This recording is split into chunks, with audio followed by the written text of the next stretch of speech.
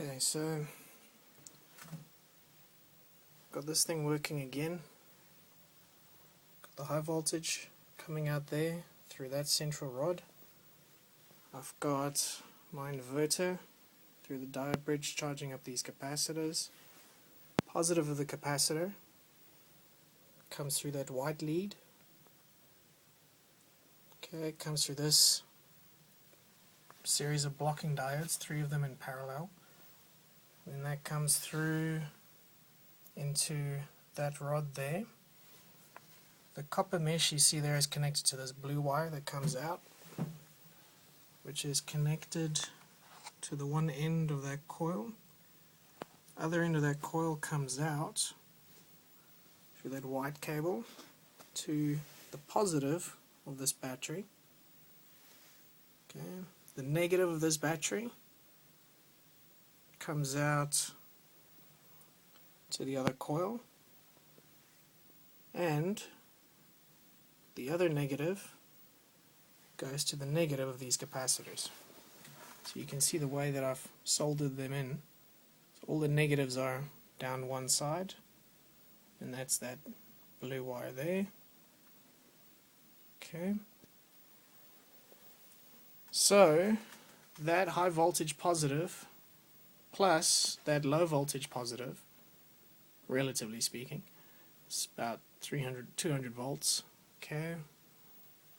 So the two positives collide in there, jump to this blue wire, comes through that little coil, out through there to the positive of this battery, then out through the negative, back to that ground, and back to that ground.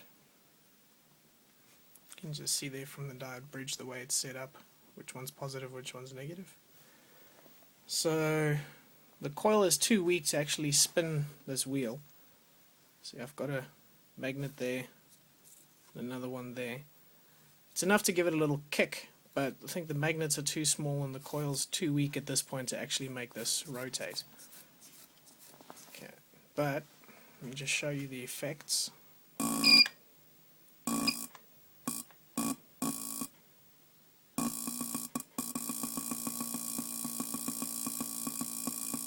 So this is just the ignition coils pulsing it itself. There's no timer switch, it's just a on-off switch, and the pulse is controlled by that 555 timer. But makes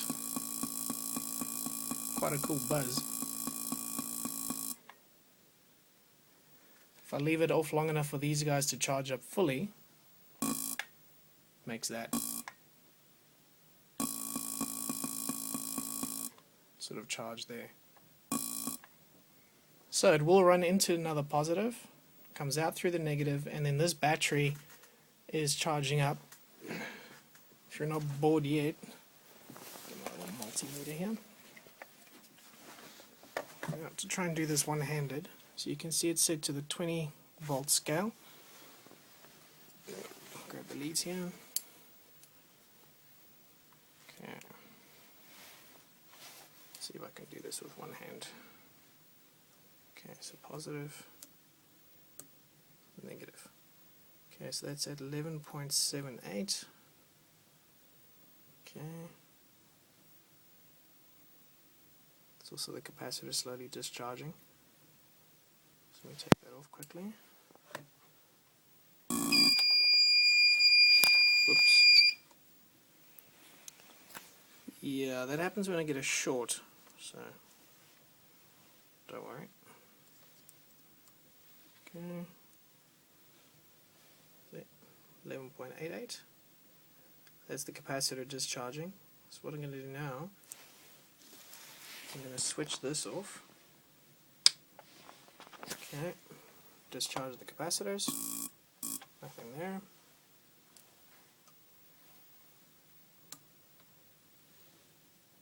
And 11.8. Holding relatively steady. Okay, still the capacitor is discharging a bit there. When I started this, it was what, about 11.3. There we go. So it will run into positive, will charge this up as it runs, and then if this was an actual machine running, you would swap that battery and that battery and sort of rotate them to keep the power going. So there you have it. See if I can just give you another little demonstration here. Okay,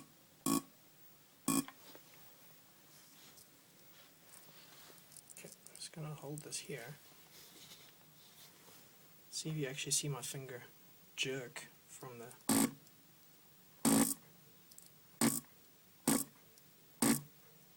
So you can see it definitely moves it.